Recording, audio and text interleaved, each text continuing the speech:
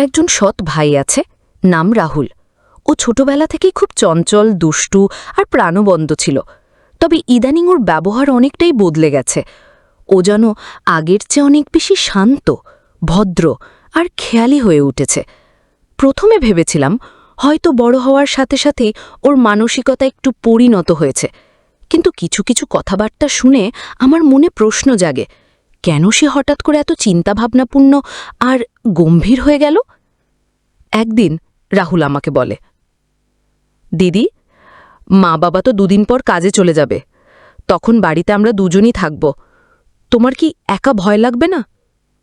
আমি হেসে বললাম, ভয়ের কি আছে, ছোটবেলা থেকেই তো আমরা এই বাড়িতে বড় হয়েছি।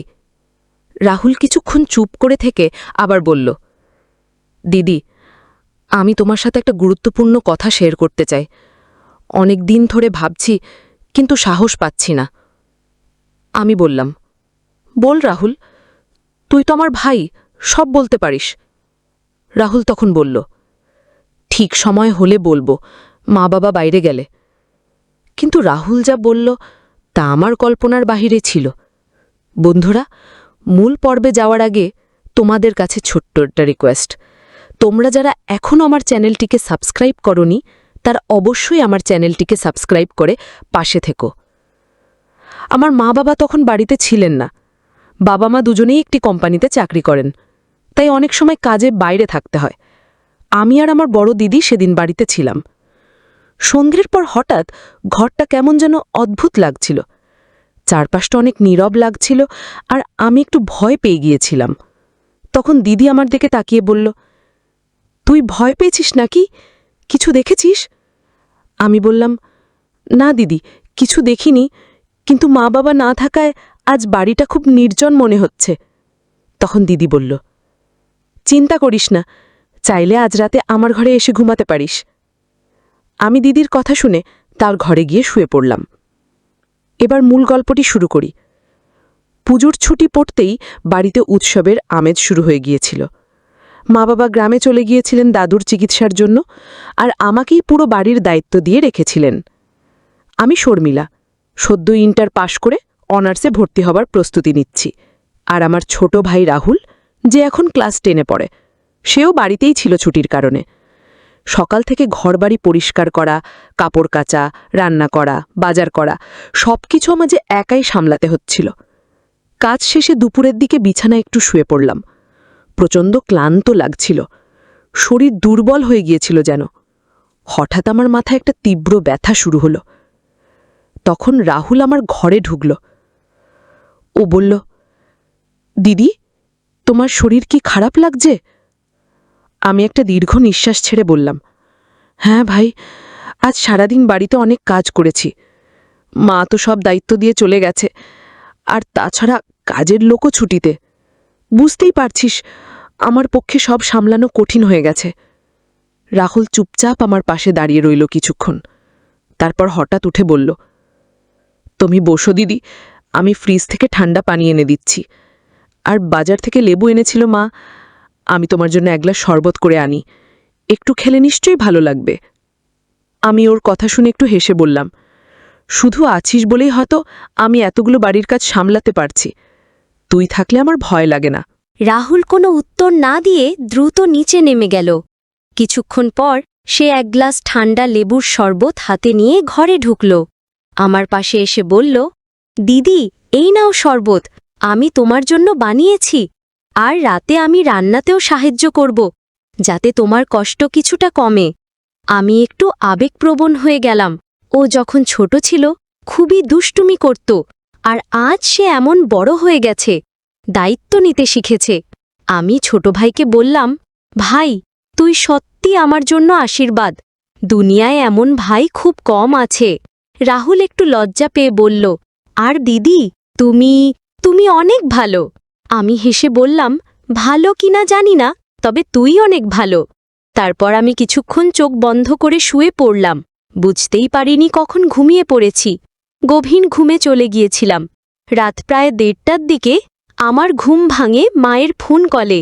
মা জিজ্ঞাসা করল, শর্মিলা, তোমরা ঠিক আছো তো, খেয়েছ? আমি বললাম, মা, আজ বাড়িতে অনেক কাজ করেছি, একটু ঘুমিয়ে গিয়েছিলাম, এখনো খাওয়া হয়নি। মা বলল, বাবা বলছিল অফিস শেষ করে শহরে ফিরবে, সে এসে গেলেই একটু বিশ্রাম নিও, আর রাহুল যেন তোমায় বাড়ির কাজে সাহায্য করে।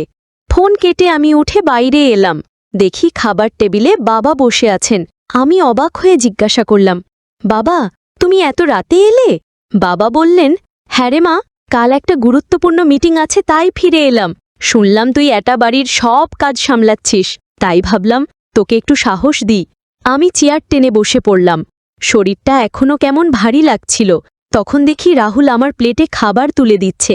বলল, দিদি, তোমার মুখ কেমন ফ্যাকাশে হয়ে গেছে দেখো। তুমি একা সব বাড়ির কাজ করছো, এটা তো ঠিক না। বাবা মুচকি হেসে বললেন, দেখি তো আমার ছেলে এখন কতটা দায়িত্বশীল হয়েছে। মা ফোনে সব শুনে খুব খুশি খুশি ছিলেন। বললেন, রাহুল যেন এইভাবেই বড় হয়। মানুষের প্রতি ভালোবাসা, দায়িত্ববোধ থাকলেই মানুষ মানুষ হয়। রাতটা কাটল অনেক শান্তিতে।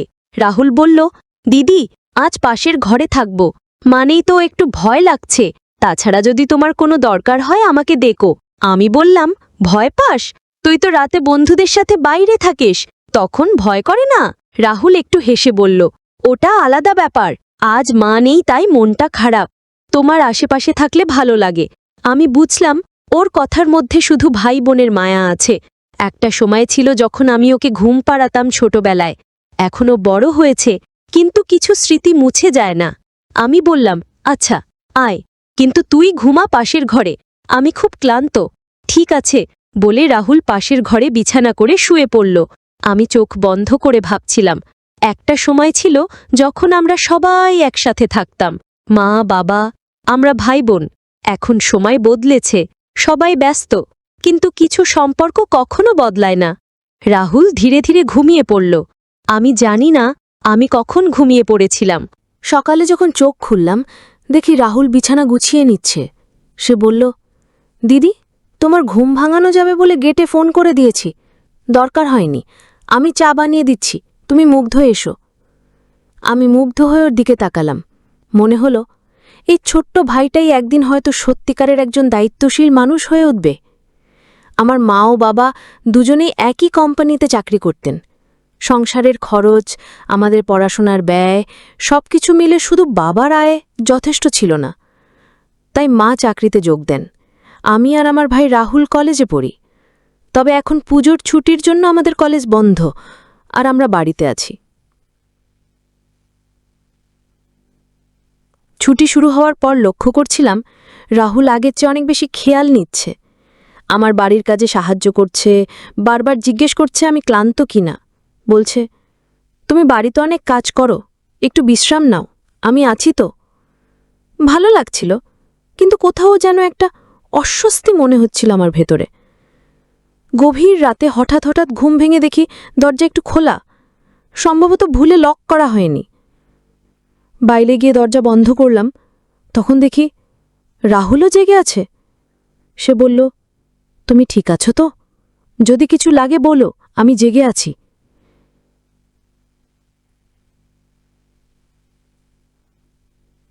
তারপর উঠে গিয়ে দরজা বন্ধ করে আবার শুয়ে পড়লাম, কিন্তু ঘুম আসছিল না।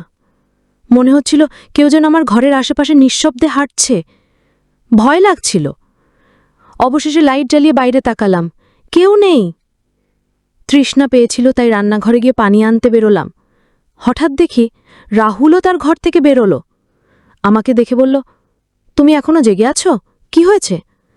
আমি বললাম, কিছু না, ঘুম আসছিল না, একটু অদ্ভুত লাগছিল ঘরে। সে বলল, ভয় পেয়েছ নাকি?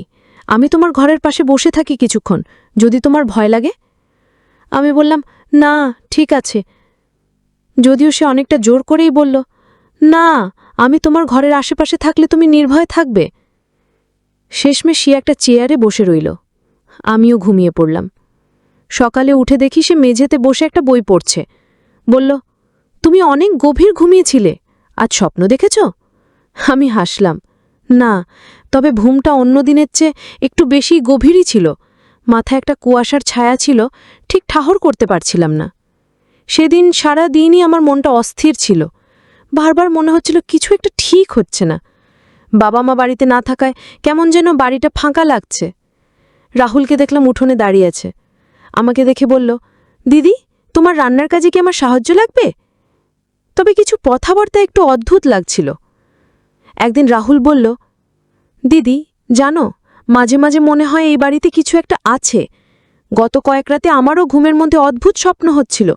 জানি না ভুল নাকি আসলেই কিছু ছিল। আমি অবাক হলাম, তুইও স্বপ্ন দেখছিস? সেই রাতে আবার আমি অদ্ভুত স্বপ্ন দেখলাম। মনে হচ্ছিল কেউ আমার ঘরের আশেপাশে হাঁটছে, কিন্তু আমি কোনো ভয় পেলাম না। এটা ছিল ঘুমের মধ্যে স্বপ্ন দেখা। তবে আমি আতঙ্কিত হয়ে উঠলাম। পরদিন সকালে মা ফিরে এলো অফিস থেকে। আমি তাকে কথায় কথায় জিজ্ঞেস করলাম, মা, এই বাড়িতে কি পুরনো কোনো স্মৃতি আছে যা ভয়ের মতো? মা একটু চুপ করে থেকে বললেন, এই বাড়িতে কোনো কিছু নেই মা, তুমি ভয় পেও না। মনে হয় ছুটির সময় বলে তোমার মন বেশি ভাবছে। আমার সন্দেহ বাড়ল। দুপুরে মা বাবা ঘুমিয়ে গেলে আমি আর রাহুল বসেছিলাম। হঠাৎ সে বলল, তুই চাইলে রাতে আমি তোর ঘরের বাইরের বারান্দায় বসে থাকব। তোর সমস্যা হলে আমাকে ডাকিস, আমি ঘুমাবো না, আমি বারান্দায় বসে থাকব। আমি ভাবলাম, বিষয়টা হয়তো শুধুই অতিরিক্ত চিন্তা, তবে কিছু একটা ঠিকই ঘটছে যার ব্যাখ্যা নেই। রাতে ঘুমানোর আগে দরজা ভালোভাবে লক করে দিলাম, জানালাও বন্ধ। এবার লাইটটা জ্বালিয়ে রাখলাম। ঘুম এলো দেরিতে। মাঝরাতে হঠাৎ দরজায় ধক্কার শব্দ শুনলাম। আমি উঠে গিয়ে বাইরে তাকালাম, কেউ ছিল না। তবে বারান্দার দিকে দেখতে পেলাম আমার ছোট ভাইয়ের মতো কে যেন দাঁড়িয়ে আছে। আমি ঠিক বুঝতে পারিনি। আমি তখন মাকে জোরে ডাক দিলাম। আমার ডাক শুনে সবাই উঠে এলো। বাবা এসে বলল, তুমি ভয় পেয়েছ? দরজাটা তো বন্ধই ছিল। রাহুল বলল, আমি বাইরে কিছুই দেখিনি। তবে আমি নিশ্চিত আমি কাউকে বারান্দায় দাঁড়িয়ে থাকতে দেখেছি। আমরা হতবাক হয়ে গেলাম। তারপর কয়েকদিন আর কিছু হয়নি। তবে আমি বুঝে গেলাম আমার ভয় শুধু ভাই বা কাউকে নিয়ে নয়, বাড়িতেই হয়তো কিছু অদ্ভুত রহস্য লুকিয়ে আছে। রাহুল পরবর্তীতে একদিন এসে বলল, দিদি, তোকে নিয়ে আমি খুব চিন্তায় ছিলাম, কিন্তু এখন বুঝতে পারছি হয়তো এ বাড়ির ছায়াগুলোই আমাদের মনকে বিভ্রান্ত করছে। আমি চুপ করেছিলাম। আমরা ঠিক করলাম মা বাবার সঙ্গে কথা বলে এই ছুটি শেষে গ্রামের বাড়িতে একটু ঘুরতে যাব। গ্রামের বাড়িতে গেলে হয়তো মনটাও শান্ত হবে। যাই হোক, আমি রাহুলকে বললাম, লোকের মুখে শুনেছি দাদারা যখন বিয়ে করে ফেলে তখন দিদিরা পর হয়ে যায়। এই কথা শুনে রাহুল হেসে বলল, ভাই দিদির সম্পর্ক সারা জীবন থাকবে। তোমার মতো দিদি পেয়ে আমি ভাগ্যবান, কারণ দিদিরা মায়ের মতোই হয়। রাহুল আমাকে সবসময় নাম ধরে ডাকত। একদিন বলল, আমি লক্ষ্য করছি তোমার মনটা সবসময় ভালো থাকে। আমি হেসে বললাম, সেটা হয়তো অভ্যেস হয়ে গেছে। সেদিন সন্ধ্যায় ও বলল, আজ তোমার ঘরে গল্প করব, ছোটবেলার মতো। আমি বললাম, আয়, অনেকদিন একসাথে গল্প করা হয় না। কিছুক্ষণ গল্প করার পর ও নিজের ঘরে চলে গেল। পরদিন সকালে ঘুম ভাঙতে একটু ক্লান্ত লাগছিল। মনে হচ্ছিল ঘুমটা ভালো হয়নি, সম্ভবত গরমের কারণে। ঘরের পাখা বন্ধ ছিল, বিদ্যুৎ থাকলেও কী কারণে যেন চললেনি। আমি উঠে বাথরুমে গেলাম, ফ্রেশ হয়ে নাস্তা বানাতে রান্নাঘরে ঢুকলাম। তখন হঠাৎ শুনলাম রাহুল কারোর সঙ্গে নিচু গলায় কথা বলছে। বাড়িতে আমরা ছাড়া কেউ ছিল না, তাই অবাক হলাম। আমি রান্নাঘরের পাশে দাঁড়িয়েছিলাম। তখন রাহুল বৈঠকখানা থেকে বের হলো। তার হাতে কিছু টাকা ছিল। সে হাসছিল, আমাকে দেখে একটু চমকে গেল। আমি জিজ্ঞেস করলাম, এই টাকাগুলো কোথা থেকে পেলি? সে বলল, বাবার এক পুরনো বন্ধু অনেক দিন আগে কিছু টাকা ধার নিয়েছিলেন, সেটা ফেরত দিয়েছেন। ভাবছিলাম টাকাটা দিয়ে নতুন একটা মোবাইল কিনব। আমি বললাম, তুই যদি বাবাকে জানিয়ে মোবাইল কিনিস তাহলে ভালো হয়, সবার ভালো হবে। এখনই মোবাইল কেনার দরকার নেই, ঘরের অবস্থা তো দেখছিস। সে লজ্জা পেয়ে মাথা নিচু করে রইল। পরে রাতে শুনলাম সে টাকাগুলো বাবাকে দিয়ে দিয়েছে। পরদিন দুপুরে আমি রান্নাঘরে কাজ করছিলাম। হঠাৎ দেখি রাহুল তার কয়েকজন বন্ধুকে নিয়ে ঘরে ঢুকল। আমিও অবাক হলাম। কারোর সঙ্গে কিছু না বলে হঠাৎ বন্ধুদের নিয়ে আসা একদমই ঠিক হয়নি। আমি অন্য ঘরে চলে গেলাম। পরে ওকে বললাম, তোর বাড়িতে আমি একজন বোন হিসেবে থাকি, আমাদের মা বাবা বাড়িতে নেই, এমন সময় বন্ধুদের আনবি? তাহলে আমাকে একটু বলেই আনিস। আগে থেকে বলে রাখতেই তাহলে হয়তো ভালো মন্দ কিছু রান্না করে খাওয়াতাম। সে বলল, আচ্ছা, পরের বার আগে বলবো। আজ ওরা হঠাৎ চলে এলো, তুমি চাইলে আমি ওদের একটু পরে নিয়ে বেরিয়ে যাব। আমি বললাম, না, বসুক, আমি চা নাস্তা করে দিচ্ছি, তবে আগে থেকে জানালে আরও ভালো হতো। আমি রান্নাঘরে নাস্তা তৈরি করলাম এবং খাবার টেবিলে সাজিয়ে দিলাম। ওর বন্ধুরা ভদ্রভাবে ধন্যবাদ দিল, কিন্তু তাদের বয়স রাহুলের চেয়ে একটু বেশি মনে হলো। তবু আমি শালীনতা বজায় রেখে অতিথির মতো আচরণ করলাম। আমি চুপচাপ বসে রইলাম, যতক্ষণ না তাদের পদধ্বনি দূরে মিলিয়ে গেল। এরপর রাহুলকে গম্ভীর গলায় বললাম, তোমার বন্ধুরা যেন আর এই বাড়িতে না আসে। সে কিছুটা বিস্মিত হয়ে বলল, ওরা আর আসবে না, আর এই বিষয়টা মাকে না বলাই ভালো হবে। রাহুল মাঝে মধ্যে খুব শান্ত স্বভাবের হয়, আবার হঠাৎ একটু রুক্ষ হয়ে যায়, যা দিন দিন আমাকে ভাবিয়ে তুলছিল। আমি কথা না বাড়িয়ে নিজের ঘরে চলে এলাম। রাতে ঘুমাতে যাওয়ার সময় হঠাৎ মনে হলো ঘরে বাইরে কেউ হাঁটছে। ভেবে উঠলাম, এই বাড়িতে তো আমি আর রাহুল ছাড়া আর কেউ নেই। মা বাবা প্রায়ই বাইরে থাকেন। তখন মনে হলো, কে হতে পারে? আমি মনে করলাম এগুলো মনের ভুল ধারণা। ঘরে একা থাকলে অনেক কল্পনাই আসে। ঘুমের মধ্যে অনেকবার উঠে বসেছিলাম, কিন্তু ক্লান্ত শরীর আবার ঘুমিয়ে পড়ছিল। সকালে যখন ঘুম ভাঙল, মাথা ভারী লাগছিল আর চোখ ঘুরছিল। ঘরের এক কোণে একটা ছোট প্যাকেট পড়ে থাকতে দেখলাম, যেটা আগে ছিল না। একটু অস্বস্তি বোধ করলাম, কি এটা এখানে রেখে গেল? প্যাকেটটা সরিয়ে রাখলাম, কিন্তু মাথায় ঘুরছিল। হঠাৎ ওর ফিসফিস করা গলায় কিছু শব্দ শুনতে পেয়েছিলাম জানো, তবে নিশ্চিত হতে পারিনি। কিছুক্ষণ পর আবার দেখলাম প্যাকেটটা কোথাও নেই। এই রহস্যটা আমাকে গভীরভাবে ভাবিয়ে তুলল। পরের দিন শরীর ভালো লাগছিল না। মা অফিস থেকে ফিরে চিন্তিত হয়ে বললেন, কাল তোমায় নিয়ে ডাক্তারের কাছে যাব। পরের দিন মা আমাকে ডাক্তারের কাছে নিয়ে গেলেন। ডাক্তারের কাছে গিয়ে রিপোর্ট হাতে পেয়ে আমি কিছুটা বিস্মিত হয়ে গেলাম। ডাক্তার বললেন, তোমার শরীরে দুর্বলতা দেখা যাচ্ছে, কিন্তু সেটার কারণ হয়তো ঘুম ও মানসিক চাপে হচ্ছে। বিশ্রাম নাও আর পর্যাপ্ত পানি খাও। আমি তখন বুঝতে পারলাম, রাহুল আমার সৎ ভাই হলেও ওর কথাবার্তা অনেক সময় রহস্যময় হয়ে ওঠে। ধীরে ধীরে অনেক বিষয় পরিষ্কার হচ্ছে। বন্ধুরা, আজকের গল্প এখানেই শেষ করছি। সামনে আরও রহস্য অপেক্ষা করছে। ভালো থাকবেন। ধন্যবাদ।